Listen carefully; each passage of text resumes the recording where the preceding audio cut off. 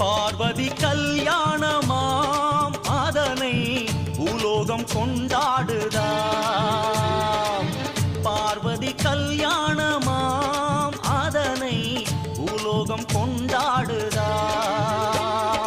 தாயாரின் ரூபத்தில் வேப்ப மரமாம், சிவனாரின் ரூபத்தில் அரச மரமாம்.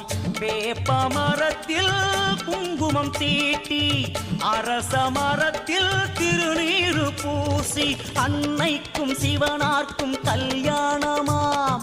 மங்கையரின் புலவையிலே மரம் சிலிர்க்குதாம். பார்வதி கல்யாணமாம் அதனை பூலோகம் கொண்டாடுதா.